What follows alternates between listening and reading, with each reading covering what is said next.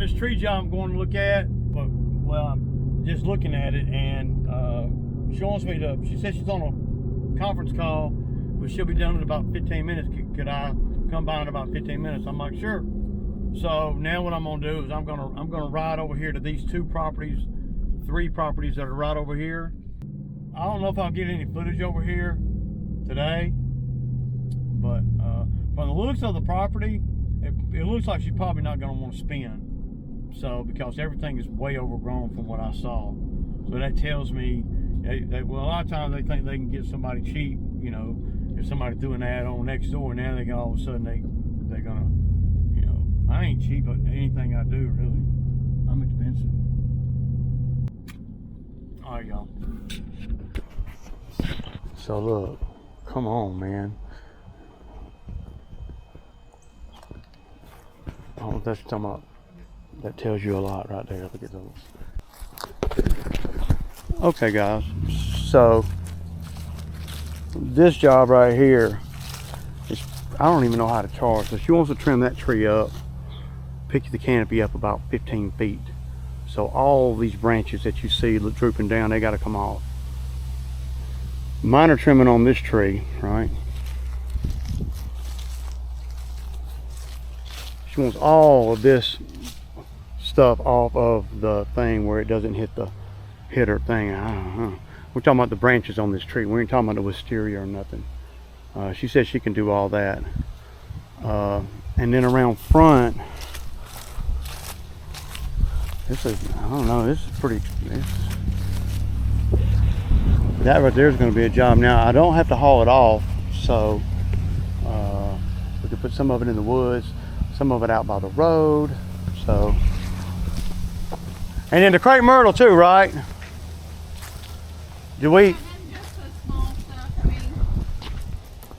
mean, since you're here, yeah. Just, you know, I mean, if we're, well, we can work it up. However, you know, it's really all about time. Yeah. Right? How long it takes to do things. Yeah. And you want, my thinking is once we're here with the equipment and the saws and the guys, then we want to make sure that we can do everything and it not kill us and it not kill our time. Because once I come up with a number, then that number, I'm going to want to stay at that number. Okay. If it takes me 5 days to get to that number, I'm going to be like, oh no, but I'm thinking a day and a half over here. Okay. That's what I'm, something like that. Okay. I don't know for sure. According to how many guys I'll bring. Gotcha. And how deep would you want to go with this crepe myrtle? You mean like down, like down. Okay. I mean, they come back so easily every year. I mean. And another thing that we can do too, as I'm looking at it, is we can eliminate some of them so you don't have so many. Right. You can see they started doing that a little bit. We can, well, you know, we can cut it and make it, you know, get the top out, and then we can come back, and then you can stand back and look at it and say, okay, I don't want this whole limb there, and then just reach down and cut it all the way at the ground right there. Right. Then you don't have it sprouting so far sideways, and you want it to go more vertical. Right, the skinnier, you know, the skinnier. More vertical than wide. Yeah, exactly. You know. Then that's not even the worst one yet. Oh. So yeah. I'm like, we'll get to these later. Yeah, those are things I can that are, well, they're right by the road too. Yeah. You got to be thinking about that, you know. Yeah, I mean, I'm gonna have to do it in stages because I know the price is right. Crazy on this one because I haven't even done that one. But this is another crepe myrtle right here.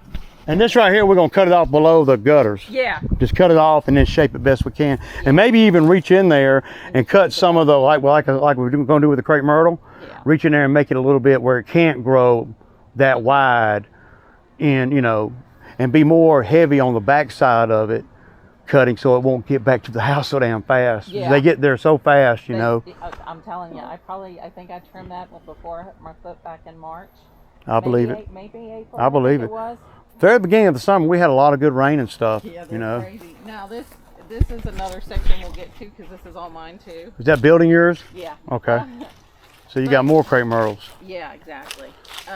My goal is to always kind of make it where, you know, even if we don't do that, this rotation or whatever, is to always make it where you can manage it yourself moving forward. Yeah. I don't want to leave because I don't want to leave you where, hell, I just paid all this money and now I'm going to call him back in 3 months to come trim it again. We want to make sure that we go down far enough to where it's worthy of the money I'm charging, and then you can go, you know, if you stay on it, you'll be able to, you know, manage it moving forward. I hope so. But if you cut these down, I'd say I'd cut that thing off that one 6 feet. Yeah, you can see the roots. This is what's got me a little bit, because the way that's what's happening is that when it rains, obviously the gradient, it comes down, and I'm getting a lot more water on the patio area and stuff. So that's my goal eventually. Is to and it's hard to shed water up here too. Yeah. You know, because it's so that's what flat. got started here, and I had a French drain in, and it got clogged. So I've been trying. And then you got septic right here too. Damn. You got a lot going on this. Okay, y'all. So y'all kind of saw this little job over here. Well,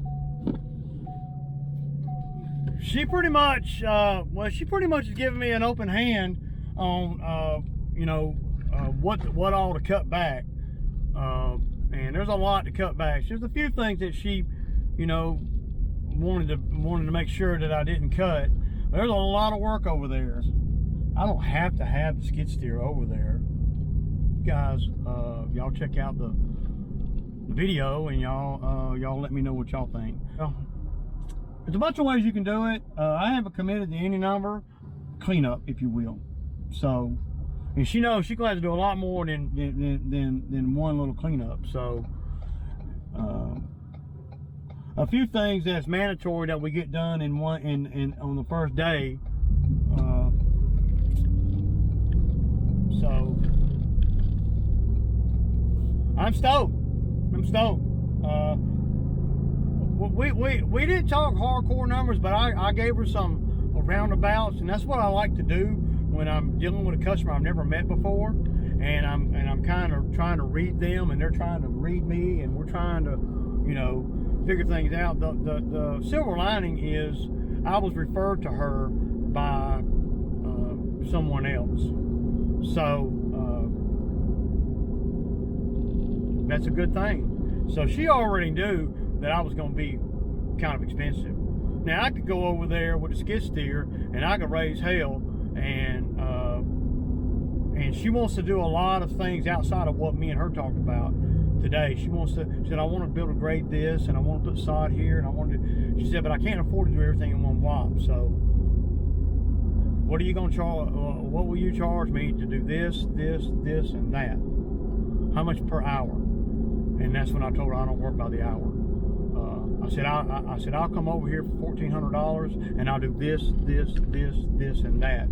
And then if it makes sense, I will start on some other stuff. But it's got to make sense to me at that moment, right? So, but if I can spend 6 hours over there in this, and keep in mind, I don't have to have the skid steer. I don't have to. Well, I don't have to bring the machine if I don't want to, but I know that I can get more done, and I know that some of the stuff that she's pointing to, it'll be a lot easier with a skid steer. So that I'll bring the skid steer, if not for anything other than I don't have to work that hard to get the money. So but the skid steer's not going to run all day or nothing. It's going to be a tool to help us push weight. Well, they need to pay for that. Well, if I can get $1,400 out of her in 6 hours, I'll do that. She's paying. That's good enough for me. And there's a lot of factors that you got to factor in too. Well, I thought you said you want to do this for the skid steer. I thought you said you want to. See, but everything changes. The only thing that's for sure out here is everything's subject to change. The weather has us where we're reeling a little bit. And if we can go get, 2 days of mowing in one morning with skid steer, then that's what I want to do. And I'm not even calling it a skid steer job, because it won't be. I'm not sure exactly how much I can get done in a said period of time. I just don't want to charge her by the hour. So I told her 1,400, and on the first phase, but I got to go home and put a little quote together. And my software does a lot of that. All I got to do is punch in some numbers and some scope stuff, and then I can look at the video I did over there, and I can come up with a scope for the $1,400, and then I can broaden that out and say, okay, for an additional 1,400, we can do this, and that. So, but I think she's going to be good with $1,400 at a time. That's where I'm at. You know, I don't. You know, well, damn, Ray, if you could bid, you know, $5,000 and do all of it, that sure would be a lot better. Yeah, but she's probably not going to spend that much. Well, she told me she wasn't going, that she has to do it in pieces. So I told her what I think I could get done, and it'd just be me and Justin. I love it, man. And I got all the tools to do anything over there, and then some. And then you never know, my guy might be able to go over there and make some side money too. You know, I might be able to turn him on to some work that I might not. She's wanting to do a lot of stuff, some work that I don't even want to do that he can make on the side. Well, Ray, that ain't good business, man. You need to charge her for that, and then you pay your help. I don't really work like that, man. If there's work that my guy that she wants to get done and I don't want to do it, I'll just let my guy do it. He can keep all the money. I don't care nothing about it, as long as I'm getting to that 1,400. I'm stoked though, because the cooler it gets, the more I like doing that kind of thing. Well, y'all tell me if y'all think that 1,400 is, you know. Well, I got to come up with a scope for the 1,400. I know everything she wants to do, and I got it on camera in the order that she wants to do them. So I want to go back and look at it before I commit to what I can do for 1,400. So that's basically what it comes down to. Other than I was sending her a couple of clips. I think it's a good idea if you do videos like I do. You know, if you know. It's really a great marketing thing if you could put like a few clips together and then make it like a small presentation video, if you will, just to kind of show people what you do and what you can do. Some people really appreciate that. Then you might get the work just because, well, I know I'm gonna get that work because I was referred. She's not trying to get quotes from nobody else. She said, well, my uncle, cousin, or somebody knows you, and and I know who they're talking about, but it doesn't matter. But I know that everything that she's talking about doing, I can't do for 1,400 over there. I guess at the end of the day, you know, this is what I really like doing as we go into the fall, because it can really, you can really stack your money pretty quick. Because contrary to what a lot of people think, it costs a lot to run the lawn maintenance. It does, and you're making good money. If we do $800 a day or $800 in 5 hours or whatever, we're doing, that's okay, but it's costing you a pretty good bit too. See, the skid steer, other than the payment, you know, it ain't costing you that much. It doesn't cost you like the fuel. I go over there and run and do that job with 1,400 and use less fuel than I would in a half a day of mowing lawns. You don't have to drive the truck as far. You don't have, I mean, there's just all kinds of things that the mowing costs you that other jobs may not, when you got the right equipment. I don't need the man lift over there, so not on this first initial phase. And I don't need the skid steer over there either, but I'd take it. I mean, why would I? I'm trying to figure out, you know, well, Ray, you ain't getting skid steer money, but am I missing something? Why would I not take the skid steer over there? Considering all the logistics of everything, like it being, you know, less than a mile from my house. It's less than a mile. That's gold right there, man. To me. So would y'all take the skid steer over there, even if you're not charging even if you're not really charging skid steer money? Would y'all? I don't know, man. I know I'm gonna take it over there no matter what anybody says. Because I'm seeing a ladder here, a ladder there, but not enough of a dedicated tree trimming for the man lift. Because the man lift is well, it's cumbersome to move around. You have to move it around a lot. We're not going to use the man lift to trim bushes, you know, and that holly is a bush. But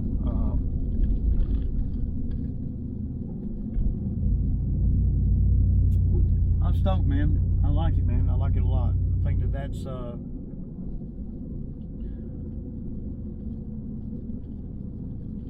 I think it's going to be a good paying job going into the winter here. And that's just one. I got a couple other ones coming down the pipe too. So I feel a little bit better. We get rain, I feel a whole heap of a lot better. Well, yeah. Grateful and thankful for this week. Even though we're only on Wednesday, I didn't look like we're going to be able to do a lot of other work this week, but that's okay. Because I got work coming down the pipe. And that job over there, I can do that at any time. So the other jobs are a little more time sensitive that I got. So one job I'm waiting on. The guys submitted some stuff to the county, and I got to wait on that to come back. Another guy wants to do some grading around his house. But he's wanting to wait until, you know, October. And I know last year when Bo came back, I did some work for my old boss lady, and she told me that she's going to have me come every year and spend $5 grand. So that'll be coming down the pipe here, you know, end of October. So all it takes is one or two good jobs, man, to get things back on track. When you start not losing money, but you're not making what you thought you would make, you know. And this summer I'm not losing money, but you know, my numbers are well, they're comparable to last year. Last year was probably a little bit better. Of course, we're not done yet, but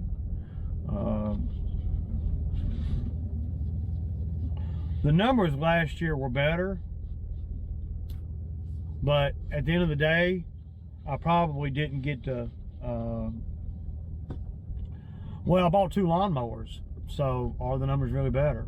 This year I didn't have to buy no lawnmowers, so I'm going to be, you know, right around the same amount of money, so.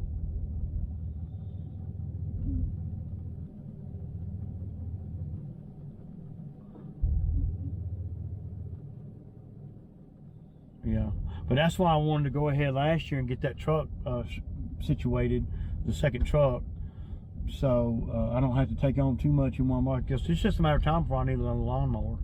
Of course, before I buy another lawnmower, I'll sell one. I don't need more than 4 lawnmowers. Not for what I'm doing. 4's, well, I probably don't need more than 3. So I can sell 2. And then turn around and buy a brand new one, but not this year. Hell, I might even be able to get away one more season, especially if we're really efficient and we can do some more of this, you know, more tree stuff, skid steer stuff. Of course, all that's provided I can get the skid steer up and running. And this, my friend, tells me I can. That is freaking